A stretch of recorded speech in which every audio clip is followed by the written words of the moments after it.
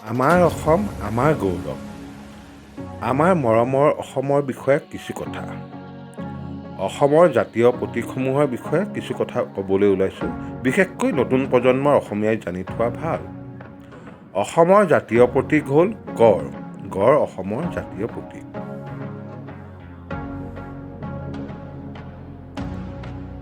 অসমৰ জাতীয় পক্ষী হ'ল দেওহাঁহ। দেওহাঁহ অসমৰ জাতীয় পক্ষী মানে চৰাই। অসমৰ জাতীয় ফুল হ'ল কপৌ ফুল। কপৌ ফুল আমাৰ অসমৰ জাতীয় ফুল। অসমৰ জাতীয় গছ হ'ল হুলুং গছ। হুলুং গছক আমাৰ অসমৰ জাতীয় গছ হিচাপে স্বীকৃতি দিয়া হৈছে।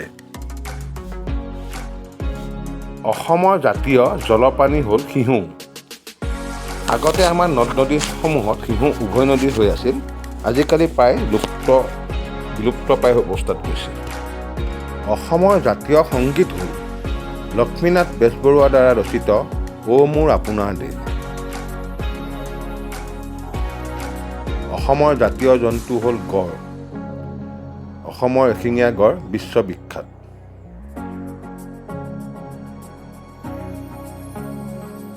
অসমৰ জাতীয় উৎসৱ হ'ল বিহু। বিহু আমাৰ অসমীয়াৰ জাতীয় উৎসৱ।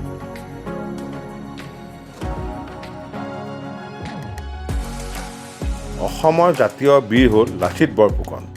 লাচিত বৰফুকনক আমি অসমৰ জাতীয় বীৰ হিচাপে গণ্য কৰোঁ। অসমৰ জাতীয় খেল হ'ল কাবাডী।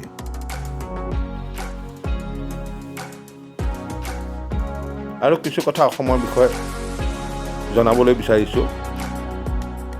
কীৰ্তন ঘোষা প্ৰথম ছপা হয় 1876 চনত। হৰিবিলাস আগৰৱালাই ছপা কৰে।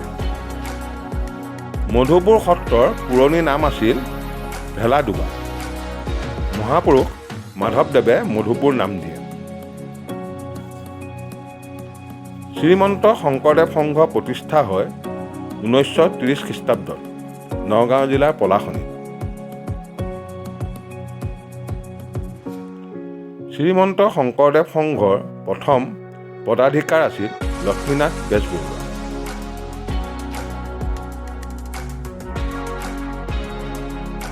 শ্ৰীমন্ত শংকৰদেৱৰ নামৰ আগত মহাপুৰুষ শব্দটো দিছিল শ্ৰী দামোদৰদেৱে।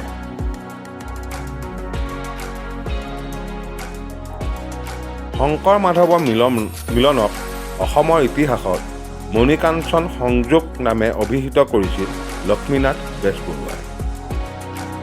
কিবা ভুল হ'লে বিজ্ঞজনে শুধৰাই দিব, লগতে ছাবস্ক্ৰাইব কৰি দিব। ভিডিঅ'টো বিশেষকৈ নতুন প্ৰজন্মৰ বাবে বনোৱা হৈছে। যিমান পাৰে ভিডিঅ'টো শ্বেয়াৰ কৰি দিব। ধন্যবাদ।